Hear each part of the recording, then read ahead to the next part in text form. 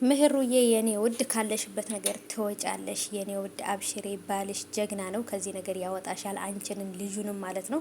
ምህሩም እንደዚህ በመሆኗ ጽናትም ምናምን በቃ በድንጋጤው ምክንያት በወደቀችበት ሰዓት ላይ በጣም ነበር የደነገጠችው። ስትነሳም ያገኘችው በቃ እነሰኒ ነበርና ደስ ብሏታል። ግን ደግሞ ቢሆንም የተፈጠረው ነገር ካሰብነው በላይ በጣም ከባድ ነው ውዶቼ። ነገሮች በጣም ከባድ ናቸው።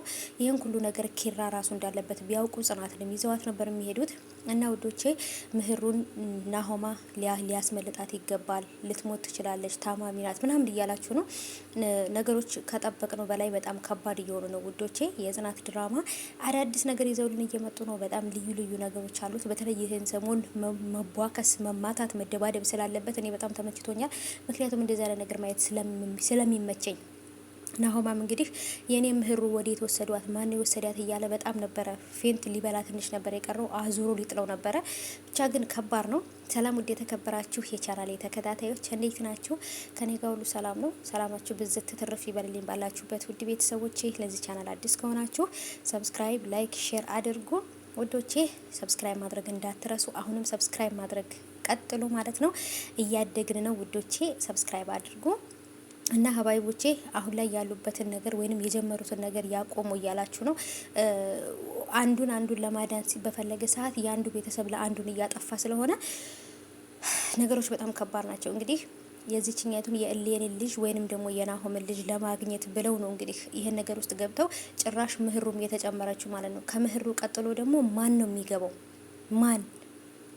ጽናት ወይንስ ደግሞ ኪያ? ማን ነው? የኪራ የሆኑ ሰዎችን እርግጠኛ ነኝ አሁንም መልሶ ያሳግታቸዋል። ምክንያቱም ከውጭ ያሉ ልጆች እኔ ከተያዝኩ እንደዚህ አድርጉ ብሎ ሁሉን ነገር አሰልጥኗቸዋል። ስለዚህ እሱን ልጁን ለቀውት እሱ በሚሄድበት እየተከታተሉ ልጅቷን ማስመለስ ነው ያለባቸው። በነገራችን ላይ ስራቸው በግሩፕ ነው።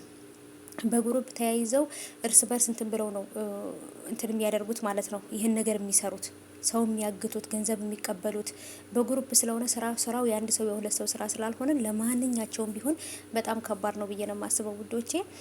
በዚህም ላይ ደግሞ በቃ ጽናት ድንጋጤው አለቀቃትም።